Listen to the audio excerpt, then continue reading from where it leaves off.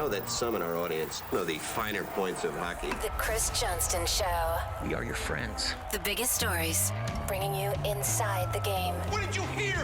The Chris Johnston Show. Powered by Sports Interaction, Canada's sportsbook. What is going on? Here's Chris with your host, Julian McKenzie. Big Money CJ. It is Thursday. We are about 4 days into the 2022 Stanley Cup playoffs. Before we get into how some of the other teams are doing, before we get into series prices and Conn Smythe odds with David Bastel later and all that other stuff, how are you feeling? I'm going to do like these regular vibe checks with you because I know you're going through the rigmarole of covering a playoff series. How are you feeling right now? My energy levels are good. Keeping my mind in small places, just taking it one day at a time.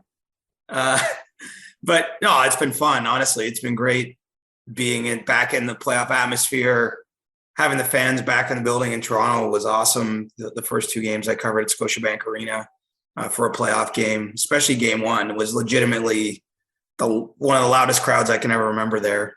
So that's been fun. And yeah, it's a grind in the best way possible. Like you're doing exactly what you want to be doing, but it's nonstop every day. I should have, for my vibe check, I should have brought the sunglasses out because I'm heading to Tampa this afternoon after we record this. So that'll be fun to get back down there and cover a game at Amalie Arena. Always a great crowd in that building too. So I've been enjoying it. Caught some of the other games between my work for North Star Bets and TSN, and man, it's a long journey. That's the thing, is you just it's sort of like the players. You can't be worried what's going to happen at the end of June. You just got to look after May 5th on May 5th. So it's been like 10 months since you've been at Amalie Arena? Yeah, I was there the night they won the cup in July. I think that was July 7th, if I'm not mistaken. So almost exactly 10 months between visits for me. So when you're going to be in Tampa, I presume it might be still a little bit easier for you to talk to players, I guess, on both sides at morning skate. Has that changed at all in Toronto at all with regards to the access to players? It hasn't changed in the playoffs. It's been the same as the year. Basically, all the guys are brought to a podium when we're on game days. There's a big scrum outside the dressing room on practice days. Really not very much one-on-one access at all.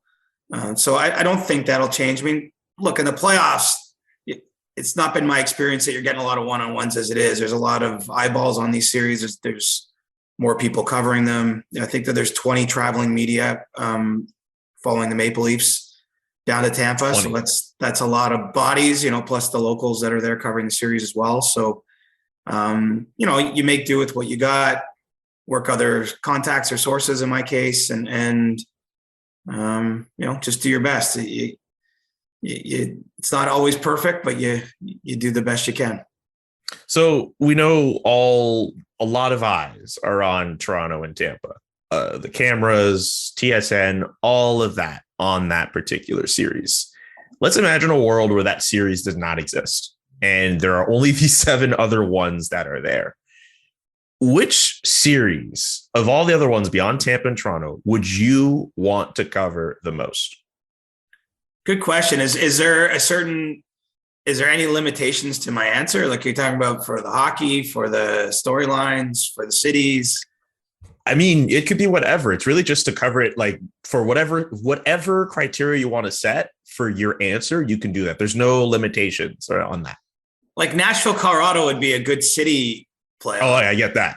That there's no issues there. Maybe a hangover issue if you over along the way, but that would be a good hangover city, good playoff cities for that. Probably Edmonton and LA interest me the most in a sense. I just think that the consequences are so high for the Oilers. They had a big pushback in game 2. But I would like to cover that series if I was choosing. I think St. Louis, Minnesota too, that they've played the same nights as the Leafs game. So I haven't actually been able to really watch the games as well because of the overlap with the ones I'm covering in the building. But I think that the hockey in that series will just continue to go up. I know it's sort of one-sided game so far, but those would be my choices. But if it's just the all fun series, I'd probably go Predators, Avalanche. it's going to be quick, so you'd have to squeeze in your fun. I don't see that one going too long. And then just for compelling storylines, I'm going Kings, Oilers, and for interesting hockey, I'm going Blues, Wild. So, like on your off days, what series are you actually able to watch? Well, so today is an off day, so this is the Preds Avalanche day. It's the Stars and Flames day. Obviously, Panthers Capitals. It seems like it's basically every other day, and then Rangers Penguins as well. So those are the games I'll be dipping into once I get down to Tampa. I don't land until 7:30 or something Eastern time. So yeah, you just do your best to follow it. I mean, like truthfully, the best way if you want to follow the whole playoffs would be to just have a multiple screens and set up at home, have good Wi-Fi, and let her rip that way. When you're covering a series, you're going to practices and you're traveling and all that stuff along the way. But good news is it's easy to catch up on the highlights for what you can't watch live. Oh, absolutely. The NHL actually does a pretty good job at just having those like highlight clips on like YouTube where they're pretty long enough where you can pretty much get everything. And yes, I have the multi-screen ordeal going down. I got the big screen that has the game I really want to focus on. I'll have like my laptop showing like the second place game, I guess. And sometimes I'll put a third game on the phone, but I try to just use that to like hop in the group chat or something. If I see like Steve Dangle going wild on his watch a game with Steve Dangle, dude was going crazy off. I don't know if you've seen there's like a heart rate monitor on his streams. I haven't been able to watch the streams because again, I'm obviously, game, but I heard about this and someone sent me a screen grab. And at one point his heart rate was at 133. I don't know if he's gotten higher than that, but that was one that was sent to me.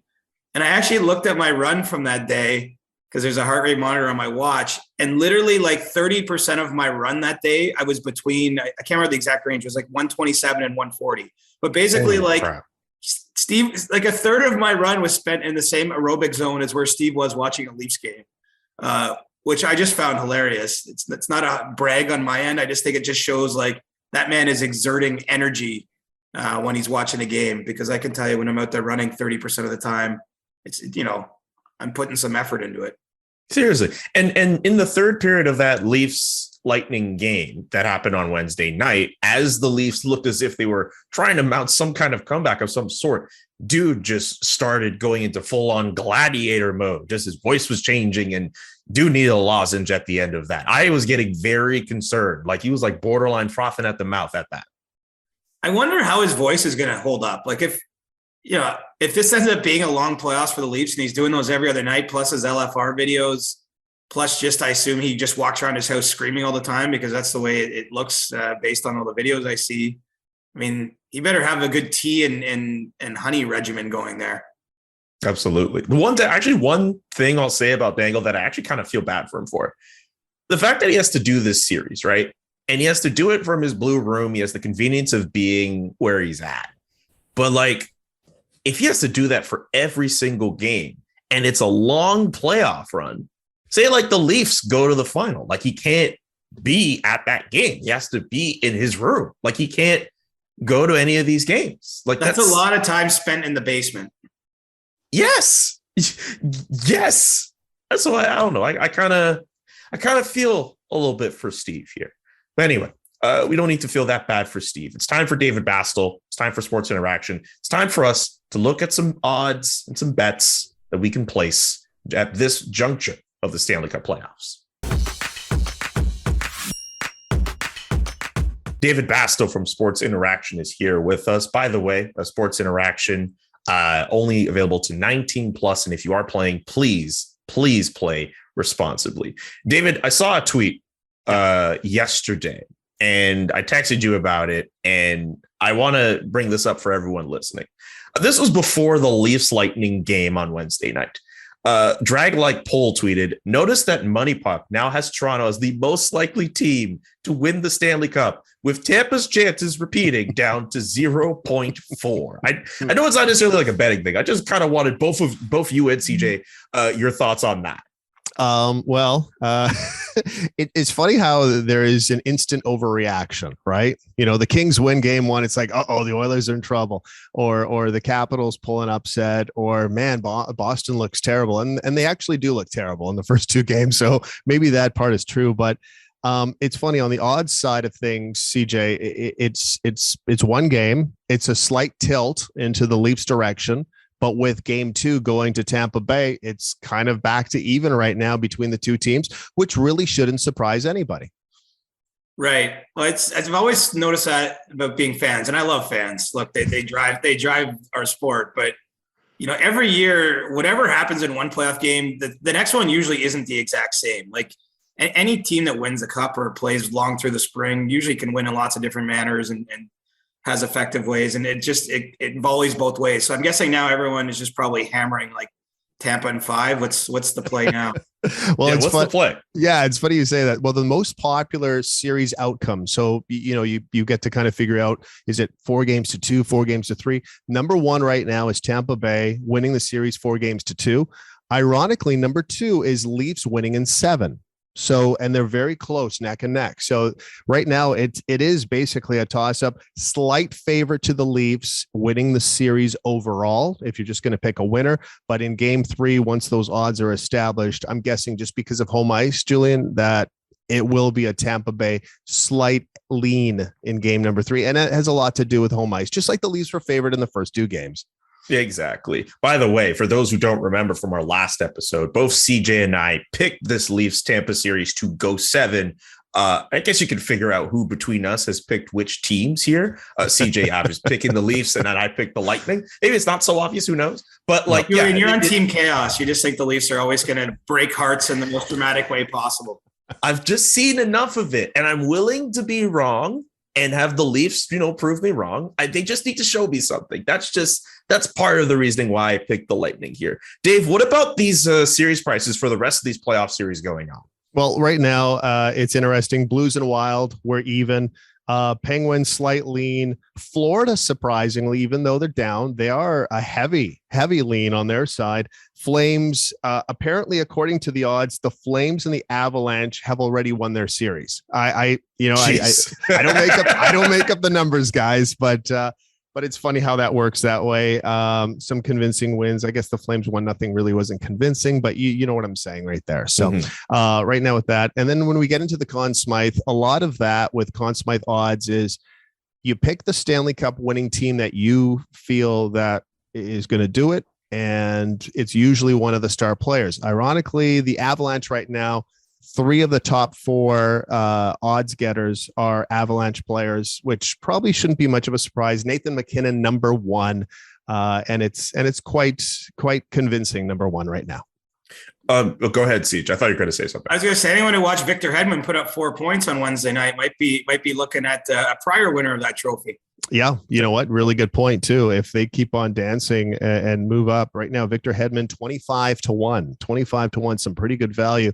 Great game too. And if the Lightning are going to do anything, that Victor Hedman's going to be one of those key players that are involved in that. Before I let you go here, yes. On another podcast, I was asked for my Conn Smythe picks, and I actually picked Mikko Rantanen, the Colorado Avalanche, to do it. So I'd just like to know, since you're going to mention some of these, some of the numbers for some of the players in the Colorado Avalanche, where does Mikko Rantanen rank? He right now number 4, 16-1. 16-1. He is the third Avalanche that was mentioned. Cal McCarr, number 2. Nathan MacKinnon, number 1. My selection at the beginning of this was Jacob Markstrom for the Calgary Flames. I bought him at 20. He's down to about 14 right now at Sports Interaction. So it's one of those things. Circle your winner and then circle the person that is going to be responsible for the win. That's kind of how we do the Conn Smythe, but everybody has their methods, and you know what? It's wide open as we enter day number 3. Absolutely. David Baslow, Sports Interaction, thank you so much for kicking it with CJ and I. We will talk again very soon. Thanks a lot, guys. CJ, I don't think I know what your Conn Smythe pick is. Do you have one at this point? I mean, it's very early, obviously, but maybe one you made before it all began. The playoffs, I mean. No chance. I'm not getting involved in that game. First of all, because I don't want to steer anyone the wrong way who might be looking to make a play. And it's just too soon. I get why people maybe want to make that speculative thing, but because people inevitably during the playoffs will start writing the Conn Smythe column after the first round. And I'm almost this is just asinine because sort of like people want to give out the Hart Trophy in December.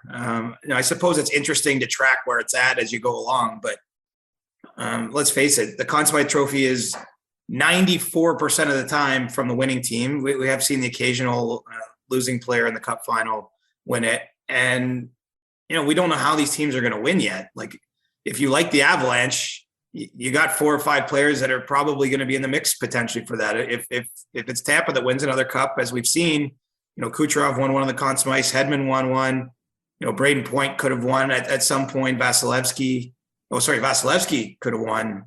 I think Vasilevsky did win last year. Sorry, Kucherov didn't win. This is the whole point, is that, teams that win tend to have multiple choices. So I'm not going down that road just yet, but I'm sure over the course of the next few pods, as we whittle the teams away, that you'll wrestle one out of me. Okay. That gives me an idea for something else we could also do before the end of the playoffs as well. I'll table that for now. In the meantime, let's actually run through the playoffs series as they are right now. Just more general thoughts on everything that has taken place to this point. I'd like to obviously start with Tampa Bay, Toronto, because you've been at that series the most. You've been at the games. You sent us a photo the other day of, not the other day, but last night, of some fans. They spotted you at the Scotiabank Arena.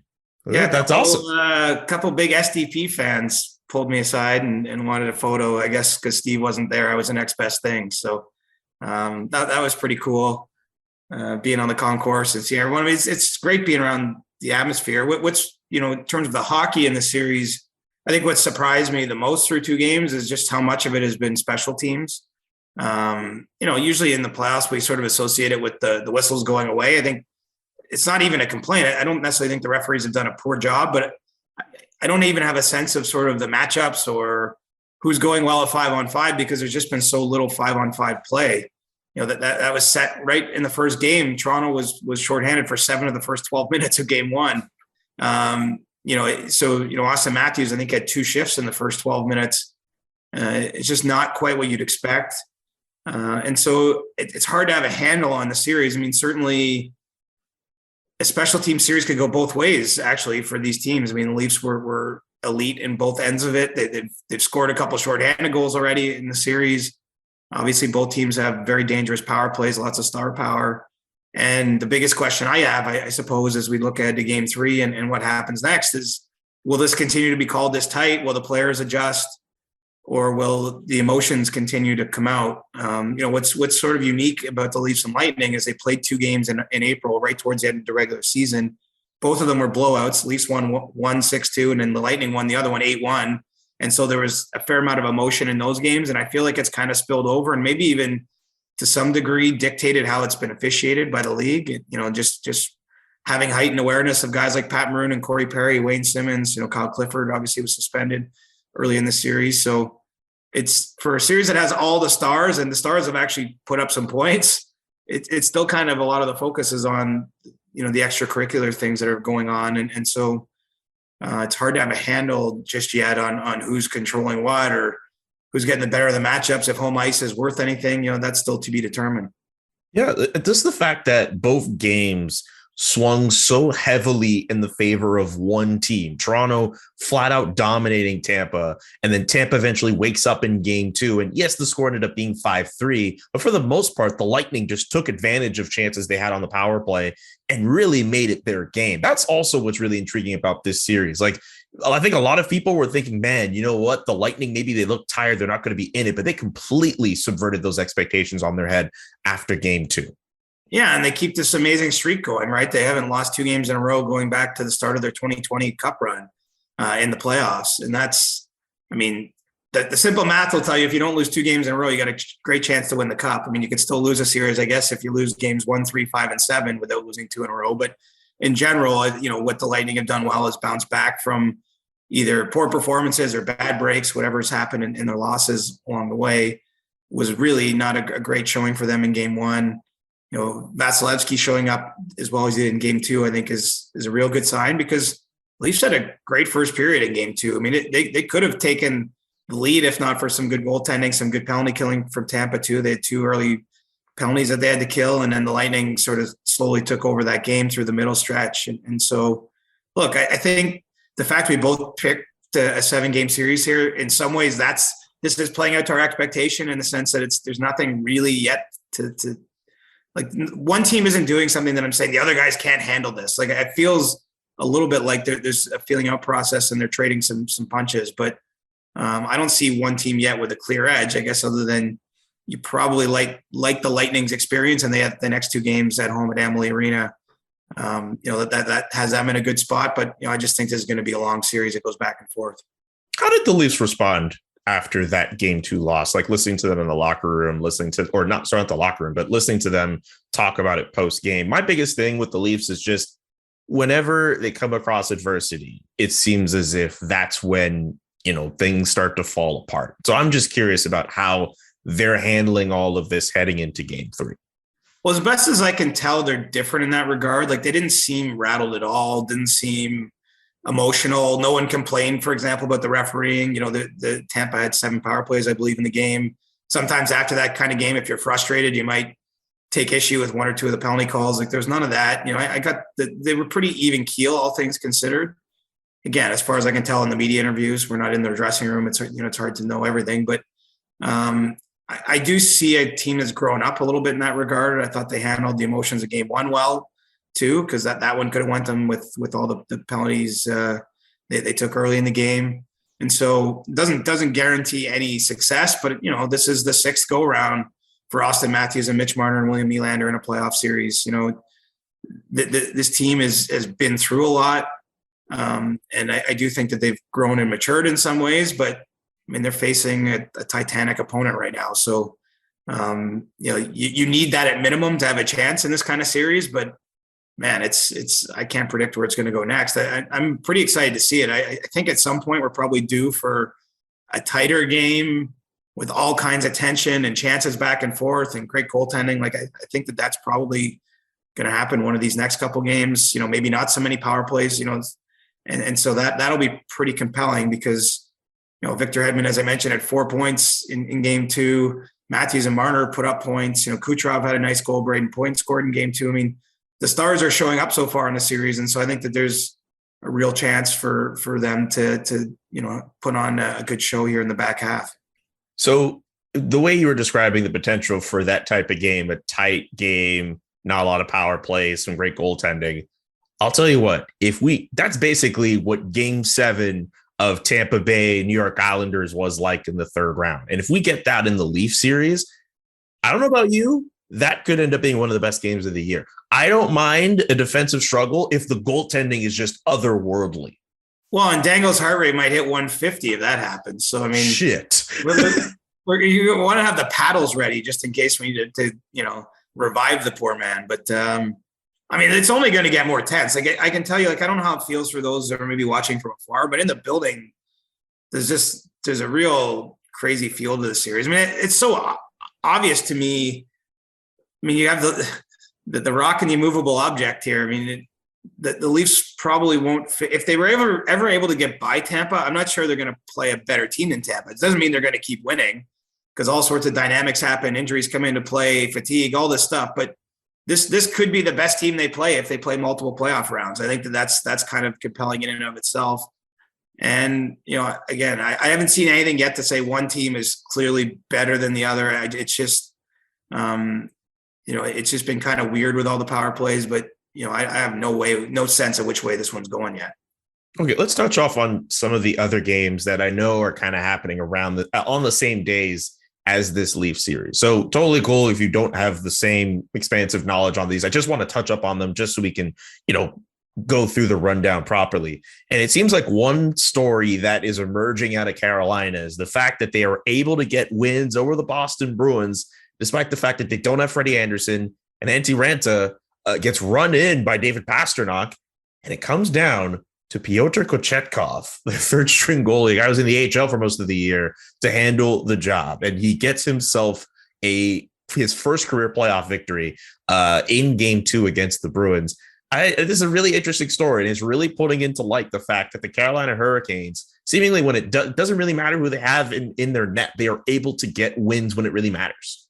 Well, they're a really good team, right? And they do a good job generally all throughout the season of controlling shot share and limiting chances. And so, Frederik Andersen had a great regular season for Carolina, but I think he also benefited from some of the team play in front of him. And if you're a Hurricanes fan, you hope that this is sort of shades of Cam Ward in 2006 when he was a younger goaltender who came in early in the playoffs after a couple losses in that case and ran the table and helped them win a Stanley Cup. Pyotr Kochetkov, pardon my pronunciation, is a well-regarded prospect. He's just young. At least he's played professionally in Russia and spent, this season playing here mostly in the AHL in North America. But, we'll see how far they can run it. I've been a bit surprised that it's gone the way it has, just because of the opportunity in front of the Bruins, that the chance, even having Antti Raanta in net. Raanta is a veteran in the league, but, doesn't have a long playoff resume to lean back on. And I think I identified the Bruins through one of the Ask CJ questions as like a dark horse team in this playoff. So that little bit of opinion isn't holding up too well after a few days of the playoffs, but you really haven't won a series, I don't think, until you win in the other team's building. Generally speaking, that's what it takes. And so if Boston can go home and hold serve, this will probably look different when we're recording on Monday again. But right now the Bruins really are sort of being pushed into a corner by the Hurricanes the way it's gone. And they have to find a way, I guess, to try to puncture any confidence that the young goaltender the Hurricanes have in there might be holding. You talk about Antti Raanta not having a lengthy playoff history. His very first playoff victory came in Game 1 against the Boston Bruins. If you want any idea about how that has gone for him. Exactly. And, Carolina's producing a lot of offense. I mean, there's some questions, I think, about the Bruins goaltending early in the series. So, I picked Boston in 6. My pick looks like junk right now, which is why I always say, be careful with our predictions, putting too much stock in them. But, I also was telling you too, Julian, though, that there would be some surprises through the playoffs. I'm not saying this will be one, but maybe if we touch next on Washington and Florida, that maybe that's where our surprise comes from. I mean, the playoffs is so hard and the first round in particular, and everything starts back at zero. And, what you did in the regular season really doesn't matter a whole lot if you get to the big dance and your players aren't executing or you're not performing at your best. And so the Bruins haven't been very good through 2 games, and we'll see, pretty proud, experienced group on their end. I know that some of their impact guys are older at this point in time, but I would expect them to have a pretty strong Game 3 with their season not officially on the line, but sort of unofficially dangling there. I go into these predictions knowing that I'm going to get stuff wrong. I don't know about you, but whenever people, come on. Whenever people get all serious, like, oh, you said this team's going to win. You were wrong. Okay, great. Congrats. I lean on me picking Calgary, for example, to win the North Division, last year in the And I did it for, I just saw a good defensive team. They'd actually had a fair amount of success in the years before that. They'd signed Markstrom and Tanev, and I just liked their mix. And then last year was a disaster, and this year they're one of the best teams in the league. And I still believe the team I picked to win the North Division was pretty good. It didn't work out. And so, it's the fun of it, though, is if we knew it was going to happen, it'd be pretty boring. I like the NBA playoffs, but there's way fewer surprises that happen there. And, maybe that's more just in a sense, like if we're just talking about true fairness, the absolute best team wins more often than not. Whereas I think that there is some degree of luck or good fortune involved in winning a Stanley Cup at times. I still find the Stanley Cup playoffs more compelling as a whole. Yeah. I'll say this though, with the NBA playoffs, even if like the first few rounds are not as surprising as what the NHL playoffs can provide, still providing a lot of good entertainment. And I think in particular this year, a lot of people are thinking the Nets and the Lakers would be at the end of it all, very much not going that way at all. But we'll table that point for a moment.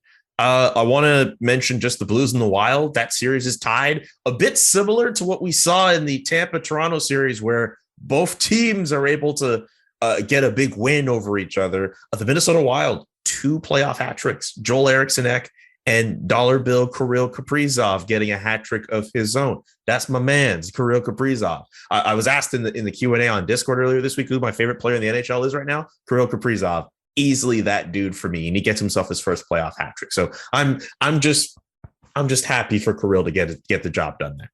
Yeah, real strong response from them after game one. I thought it was interesting. They stuck with Marc-Andre Fleury just because, as we've talked about, having two good goaltenders is a benefit in the playoffs. But I think how you handle them can be difficult. There's sort of a fine line between switching the goalie to maybe switch the energy or the performance, but you might also look like you're panicking. Like, oh, we lost one game. Now we got to go to a whole different plan.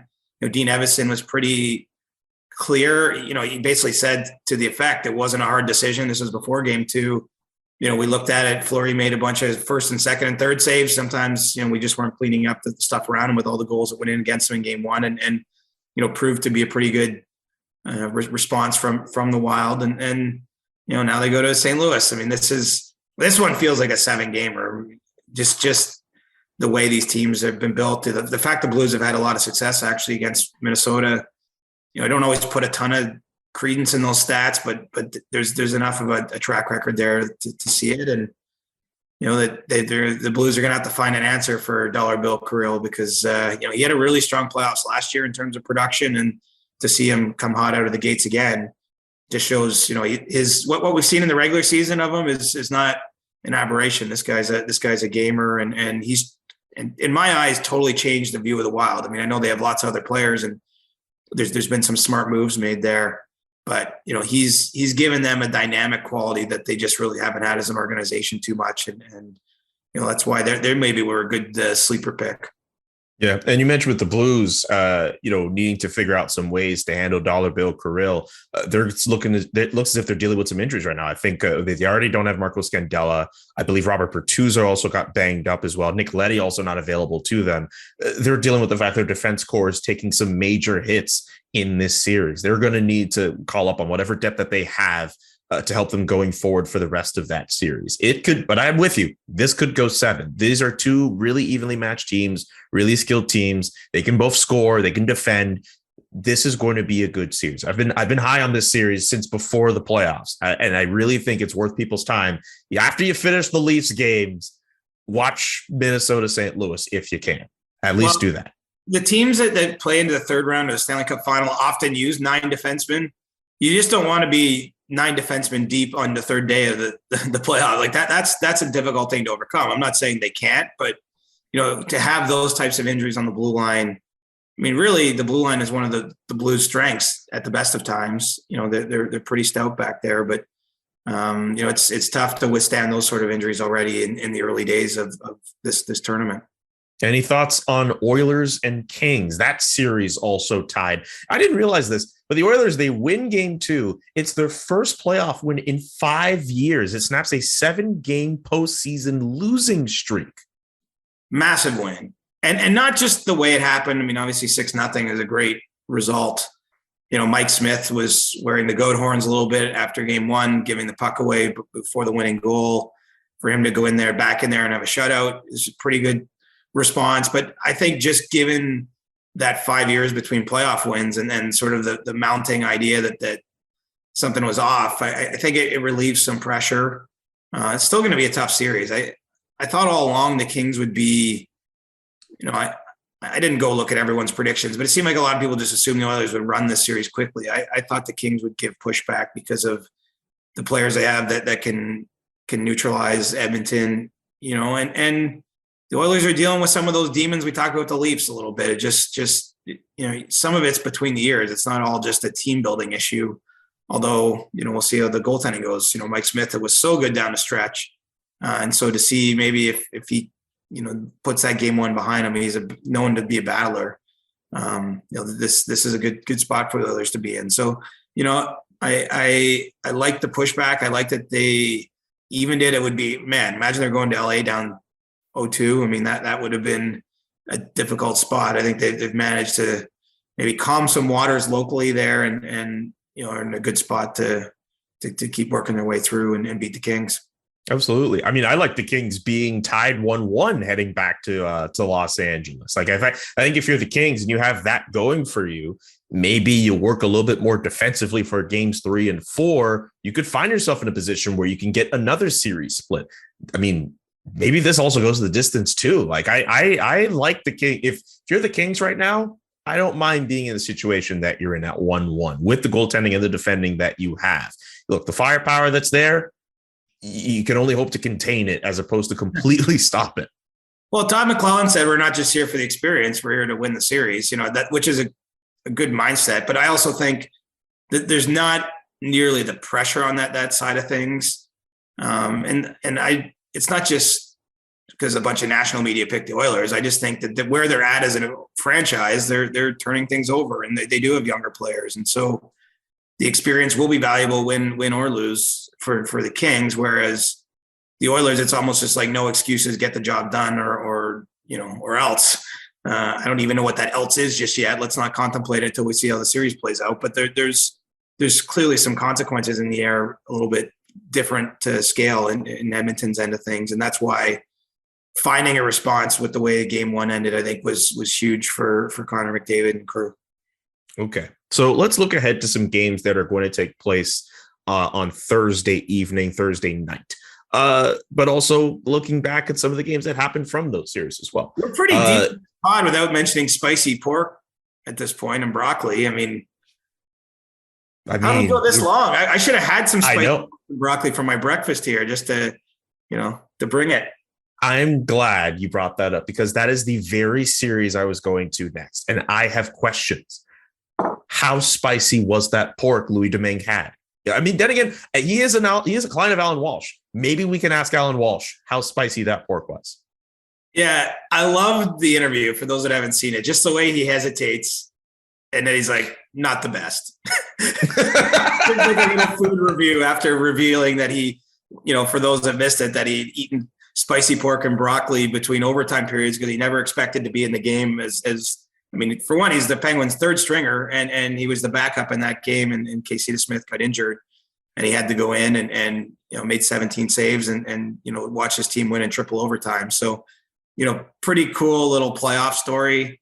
It's what I like about the playoffs. Stuff like this always happens. Players get in. I remember the Penguins. I think it was their 2016 Cup run. Jeff Zatkoff had to play a game at the start of a series, and he won it. There's always these little folklore things that happen along the way and cool stories. And that spicy pork and broccoli is gonna be remembered for some time. Yeah, as long as he didn't have to go to the bathroom like a certain goalie in Vancouver might have had to before a playoff game. So, yeah, it's a fun story. But also the fact that the Pittsburgh Penguins getting the series advantage and Sidney Crosby being at the center of it. I mean, we've been talking about it throughout the podcast this year about how he's had himself a fantastic year. I know Jake Gensel did the thing with some goals, but Sidney Crosby, a facilitator that entire game. I think he was the best player on the ice between both teams throughout most of that contest. No question, and probably no surprise, really, for given what we've seen from him over a long career.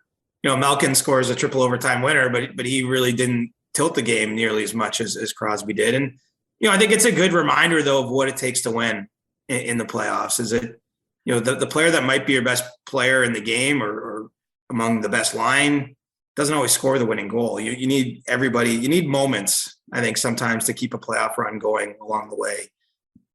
And that was a big moment for the Penguins to win that game. I mean, Igor Shesterkin did everything he could in his playoff debut to keep, the Penguins from taking a series lead there. And I think some of the experience of Pittsburgh paid off. But who knows now what the situation is going to be. I mean, Domingue starts game two, and I don't know what the health status will be of Tristan Jarry or if DeSmith will be able to come back. And so, this is far from over, but pretty great opening night of that series. And fans who paid for a ticket got their money's worth with 5+ periods of hockey.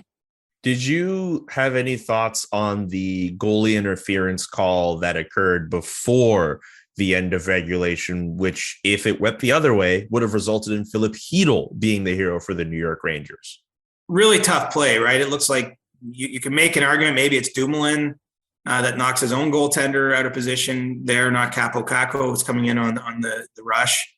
I think the right call was made, but the truth is, there will be plays like this that even with slow-mo replay and the ability to review it, that you don't get 100% certainty on, right? And so, it's a gut call by the officials. I didn't have a problem with it being overturned, but I can see the logic. I saw Carlo Koliakovo on Twitter tweeting about it. Like, and he's, he was a defenseman in the NHL. Like and he thought, Dumoulin was the one to blame. And so really difficult call for the officials, but I didn't mind that personally. Obviously the goaltender needs to have a chance to make the save. And in this case, he was swept right out of the net before the puck went in. Yeah, that was my thinking. Capo Caco comes in and barrels into Casey DeSmith and kind of pushes him out the way. He's not able to get back to the net to stop that chance. Yeah, honestly, I was talking with a Rangers fan as this was going down, and I have to admit, as much as I thought initially that it was going to go the Rangers' way, with the benefit of replay, I was able to see that the referees actually made a good call. We're still talking about how difficult it is to call goalie interference, but we have to give the referees their due here. They actually got this call right. Well, let's give them their due for the first 2 days of the playoffs. I don't think that there's been, it's really tough. There's always going to be some controversy because everyone's so emotional. And obviously, if you're a Rangers fan, you probably hate that call. If you're a Penguins fan, you thought it was the right call. You and I fall in the neutral category here, and I don't mind the call. But I think by and large, the officials have done a good job in the early parts of this playoffs. Even again, in the Lightning and Leaf series, they've called a lot of penalties, but I think a lot of them have been penalties, maybe one or two ticky-tack calls. But for the most part, I think what's been a big focal part of this season, the officiating, I think it's gone pretty well. Now I can't stop thinking about spicy pork and broccoli and trying to think of what that recipe is actually like. Did you see the picture Alan Walsh put out? It didn't look very much not the best. Oh, I did not even realize there was a photo of this. Yeah, he shared a photo that Louis Domingue sent him and of the meal. And, I don't want to pick on the catering at Madison Square Garden, but I kind of want to look at this photo. Okay, I'm live. Food's taken a pretty central role in these playoffs. I don't know if you heard that William Nylander had food poisoning on the day of game one. He had some bad sushi for his pregame meal and was unfortunately bringing it up before playing in a game. So, you got to watch what you're eating this time of year, my man. So I should say this for those watching, you might have noticed my eyes kind of squint a little bit. I found the photo. That looks horrible. This meal looks absolutely disgusting. The broccoli looks okay. I don't know the spicy pork. I don't know about that, bro. I don't know about that. I would not have eaten that. Couldn't be me. Maybe Louis Domingue's eating it before game two. Athletes can be superstitious, man, and it certainly worked in this night. I don't know, man. I'm not trying to have my belly run before a playoff game. That does not look that appetizing to me, but maybe I'm just built different. Okay. That's enough spicy pork and broccoli talk. Small businesses are ready to thrive again and looking for resources to rise to the challenge. That's why Dell Technologies has assembled an all-star lineup of podcasters for the third year in a row to create a virtual conference to share advice and inspiration for small businesses. Whether you're still working remotely or back together again, let Dell Technologies help safeguard your business with modern devices and Windows 11 Pro. Search Dell Technologies Small Business Podference on Odyssey.com, Spotify, or Apple Podcasts starting on May 10th. You don't need a summer getaway to transport yourself.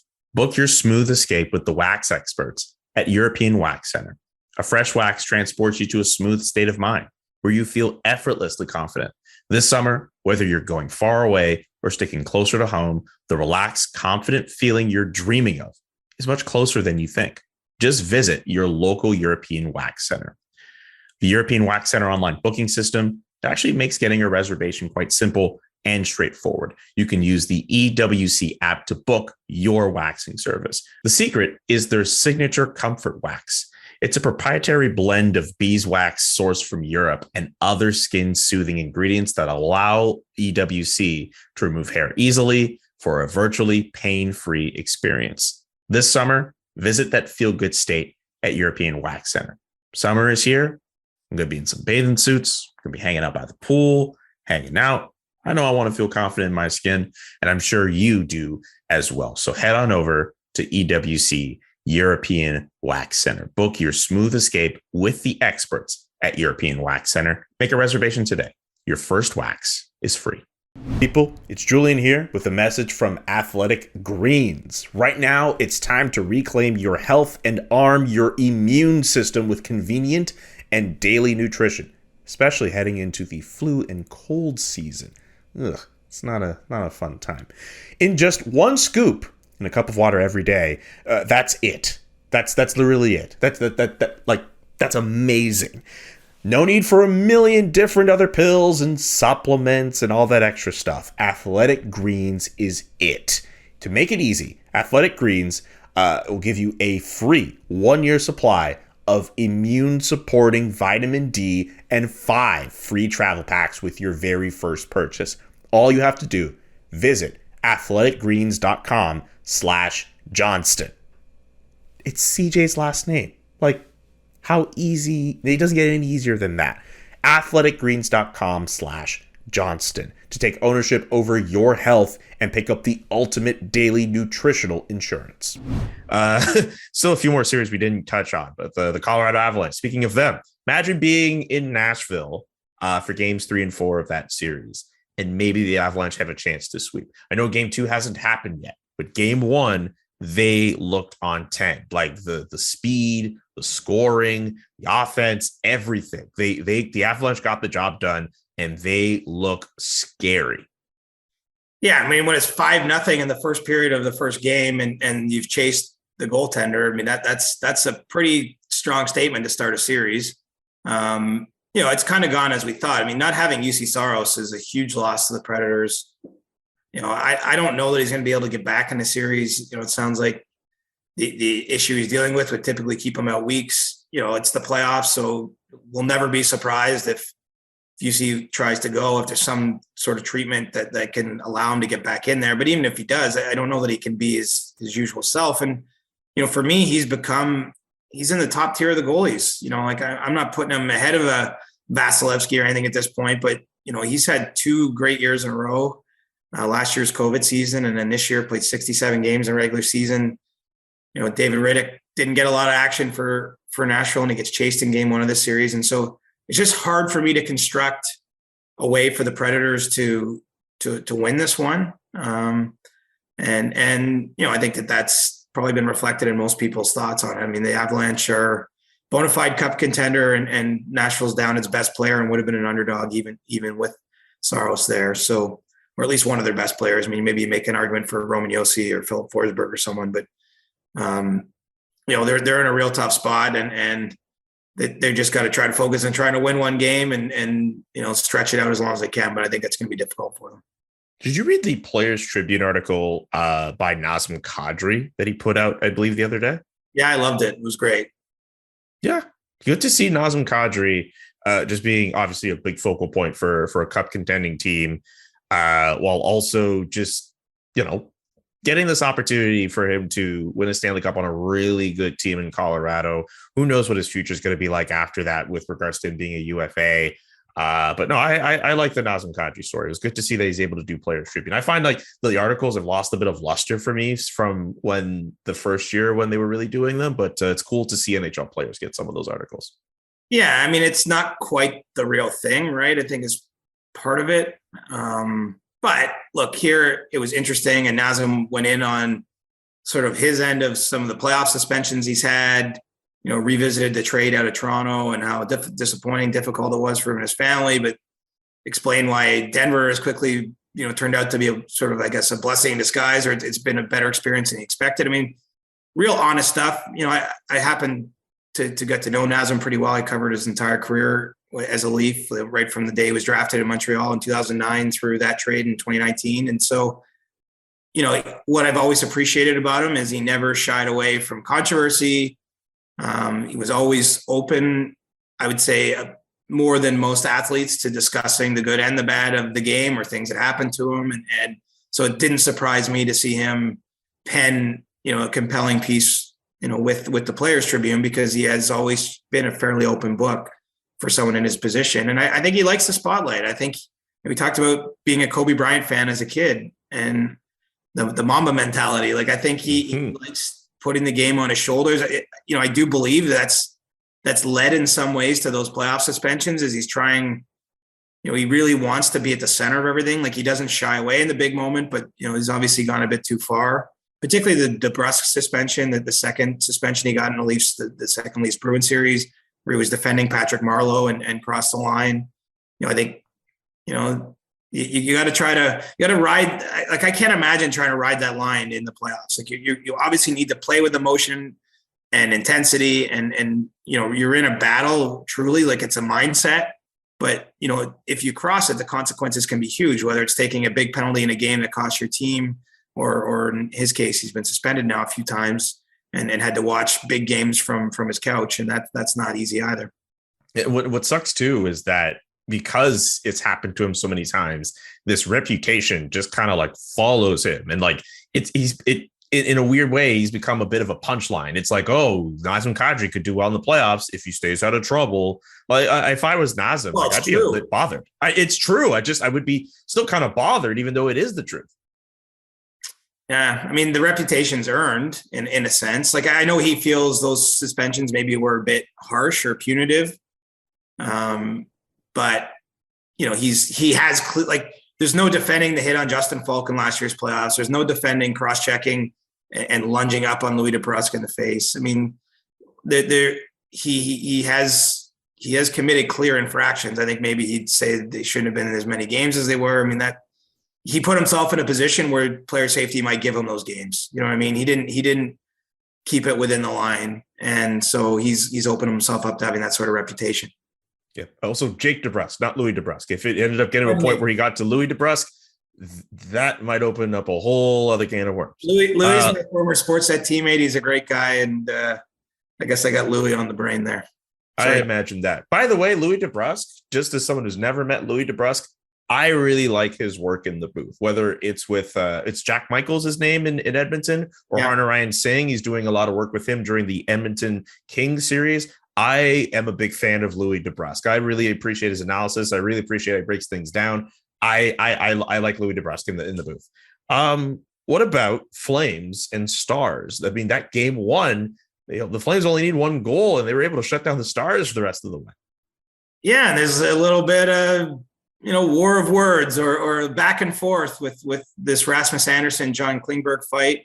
Yeah, I think that's part of the playoffs too, right? Is going back and forth. I see Daryl Sutter tried to put out the fire. He's like, these guys won't be fighting again this series. Like, quit asking me about this. But tempers are up already in that series, and look, everyone thinks the Flames are going to romp it, but the fact it's a 1-0 game, I think, is obviously the way the Stars want to play. I just don't see them scoring enough to make this a close series. I could see them keeping it close. But Dallas really struggles to generate offense, and they're going up against Jacob Markstrom and a Flames team that does a good job at even strength of controlling the play. And so they're really facing an uphill battle in that regard. But it's not going to be easy. That being said, because both teams, I think, are going to punish the other one, and probably some possibility for bad blood as this thing goes along, continued bad blood. And so Calgary's a heavy favorite, and justifiably so, but I think Dallas is going to make sure they have to earn it, and that nothing comes easy. And one final series here.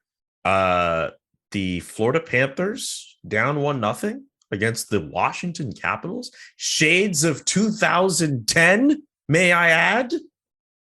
Could be, man. Like, this is one where you could see the momentum really mattering. Like this idea, because Florida was a pretty heavy favorite, they had such a great season. Like, I'm not going to poke any holes in what the Panthers did this year. They pretty much led wire to wire in the league, but they also don't have their own track record of playoff success. They, as I mentioned, they were heavy favorites, and they laid an egg in game one. I mean, there's a lot of pressure there. I talked about Edmonton. Maybe Tampa felt this to some degree with the way they played in game one, but they need a response in their second game here on Thursday. They need to. It's not just about getting a win, although that's important. I think it's about how they play, because they were ahead in game one, but it was never really justified by the gameplay, and ultimately Washington found a way to win out. And I think the Capitals probably have a spoiler mentality, and so this one will be interesting, especially if somehow Washington can find a way to go up 2-0 and be heading home with that lead. Yeah, and with the Panthers goaltending, I mean, Sergei Bobrovsky trying to do as best as he can, but Do you have I have questions. I mean, I think that was the biggest question mark easily with the Florida Panthers going in, but they cannot afford to have any more slip ups at that back end. Well, and those questions have been asked of Bobrovsky in years gone by. Like, he's got a reputation as not always bringing his best in these moments, from his time in Columbus and even Philadelphia before that. And so, they're paying him a lot of money. He's meant to be a backbone of the team. He had a really good year. And so he's got some questions to answer too with his performance. And so that game too is probably the most interesting for me of the Thursday nights, just how Florida pushes back after a loss and now being put, really all year, they won so much. They haven't really probably faced a ton of what they love to call it adversity in every hockey dressing room, but they probably haven't faced a lot of doubt, and they got to push through that doubt and show that they're worthy of their favorite status, their home ice status, and everything they accomplished this regular season. That's a good way of spinning it, because I too would have said adversity, but doubt is something that when it creeps in and it infects your mind, you have to find a way to battle through it. I don't like adversity because I find it's too much of a blanket term, and in the sporting context, it's used often to cover like all kinds of things that I might debate aren't really adversity. Like, I just think it's one of those terms that's maybe lost some of its meaning. But in the playoffs, you really are trying to put doubt in the other team's mind. You're trying to make them a little less certain of what they do, or that what they do will bring success. You're trying to get them off their game. You're trying to have them not assert themselves. And typically, if you're questioning things, if you're thinking too much, if you're doubting, that's when you're not going to bring your best. And the Panthers didn't bring their best. And so I'm not saying that doubt's there yet. One game's too quick, but if it happens a second game, they're going to be in a tough spot. And look, we saw the Tampa Bay Lightning not that long ago, 2019, have a historical regular season.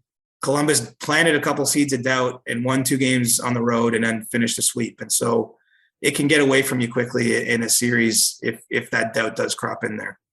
Okay, so we've run through all of the different playoff series. Before we get to stick taps, because it is Thursday, as promised on the Monday show, we are going to touch off just a little bit on the Winnipeg Jets. Also, CJ, I realize in writing down the topics for today's episode, there's one topic that I didn't bring up at all, and it's suddenly just kind of come into my mind just in the last few moments here. We didn't talk about the fact that Carey Price has questions about his future. Do you mind if we kind of tack that on at the end? Sure. Well, let's just do it now. I mean, look, Carey Price played a couple games and I had to go back to New York to see a specialist. So, I don't think there's a lot to analyze here, but I think it needs to be said.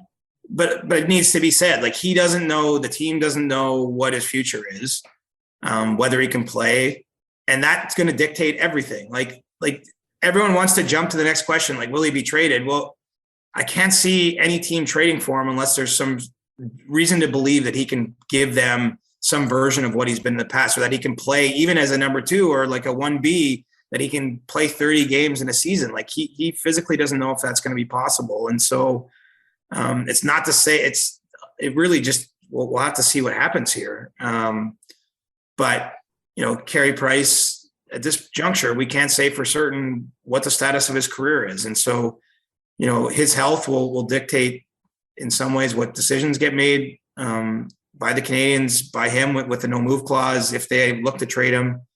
And, no one can say with any certainty, even though he did come back and play a few games at the end of the season, what that looks like. And I guess the next question that I don't have an answer to is, so what does the process look like? Like, how will they know? How can he know before the start of next season? And that isn't yet clear to me. But certainly we're looking at a guy who's had a lot of sort of knee issues. He's had a hip issue now. He's played a lot of games. He's at the age where these things crop up. And so let's hope he can go out and play on his own terms, because it seems to be what he wants to do. But, well, it's not, there's no guarantee his body's going to allow that to happen. I think he's done.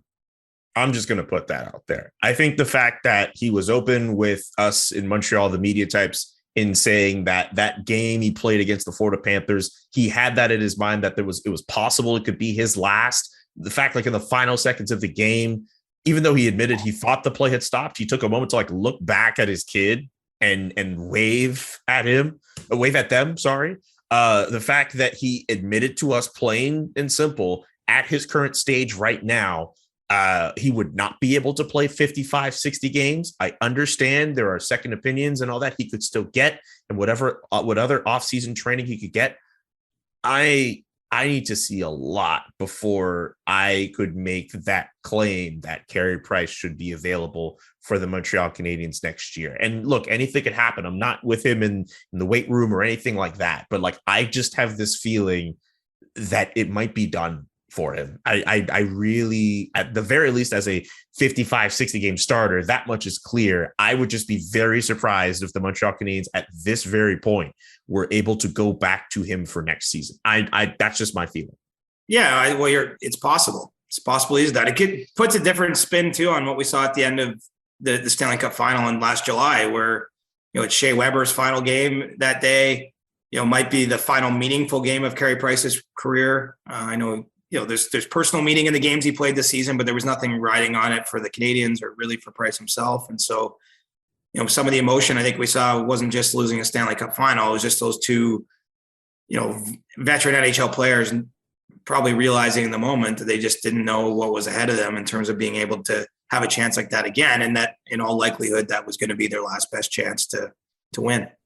Yeah. And now the Canadiens are in a situation where they have to figure something out with both Carey Price and Shea Weber with regards to their contract, their health, all of that. It's a little bit more clear with regards to the health of Shea Weber, less so with Carey Price, but a lot of questions needing to be answered on the plate of Kent Hughes and Jeff Gordon in Montreal. Very interesting stuff there. I'm glad we were able to touch on that.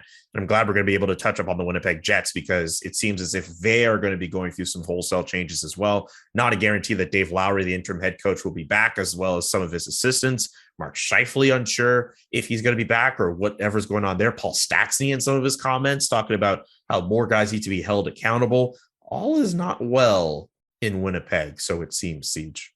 No, it was a bad year. And it didn't go well, especially after Paul Maurice, stepped down partway through the season.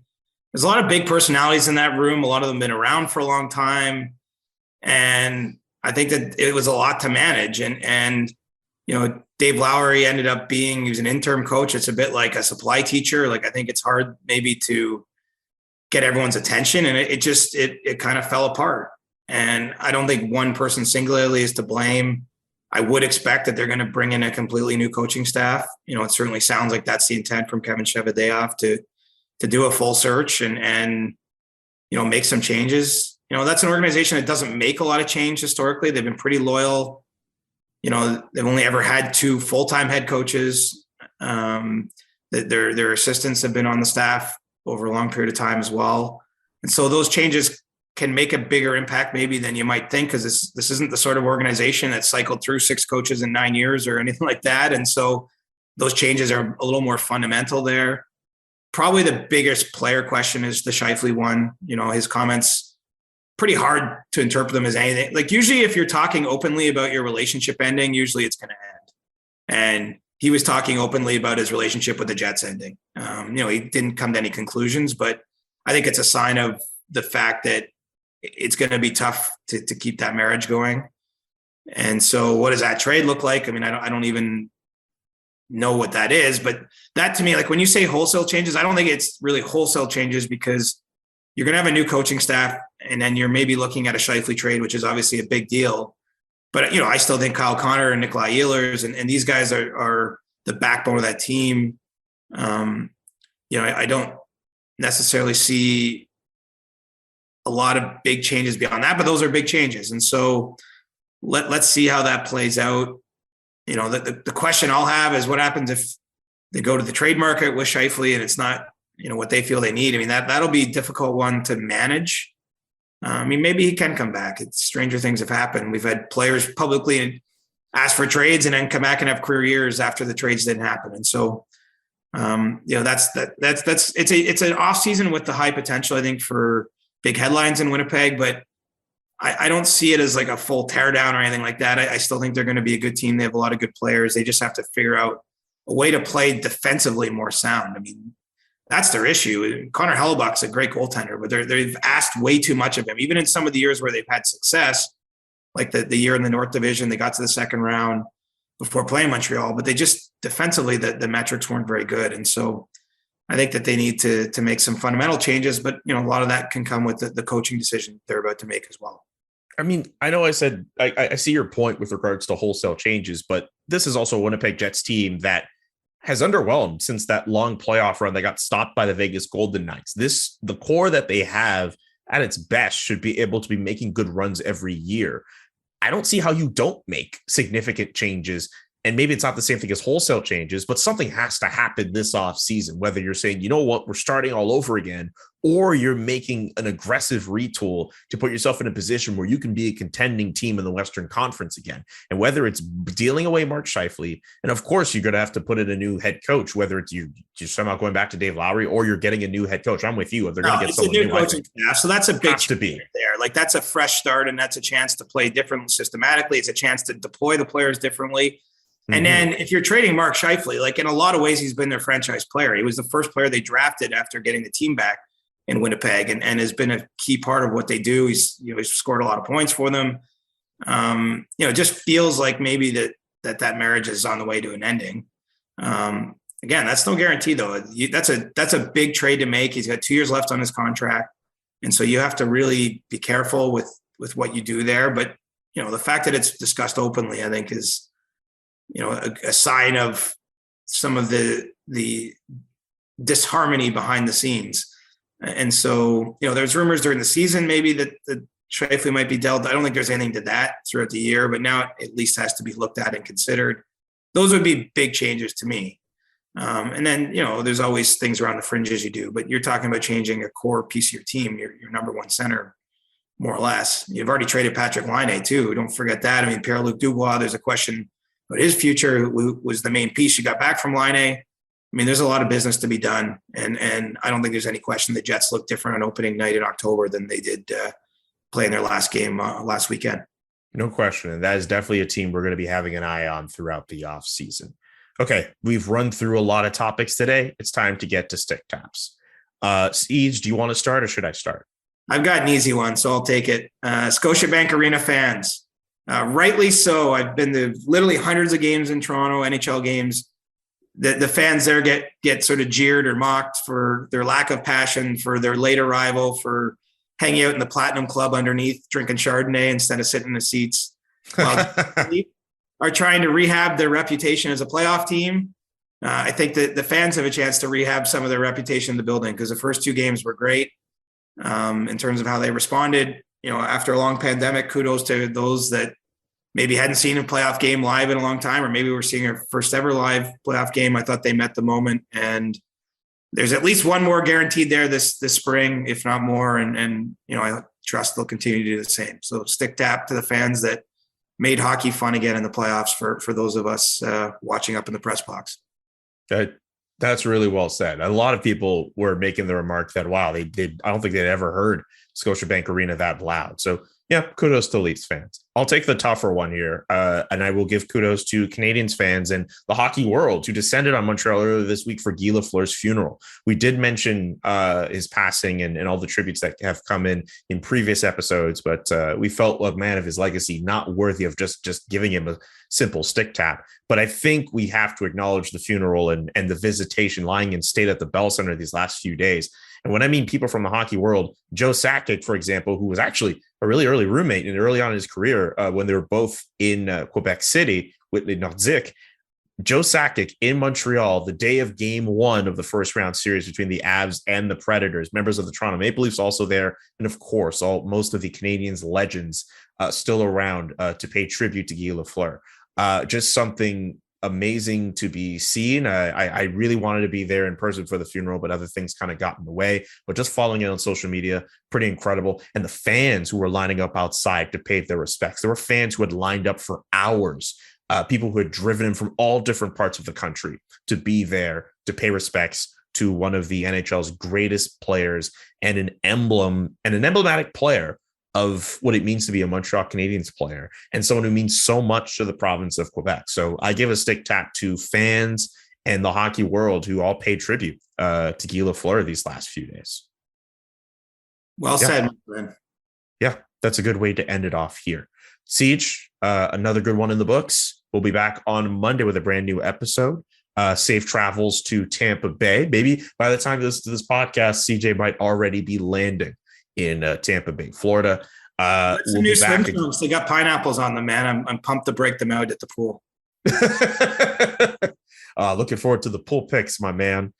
Subscribe to the podcast wherever you listen to podcasts, and subscribe to all the great SDPN content wherever you can listen to that content. For CJ, I'm Julian saying so long. Peace.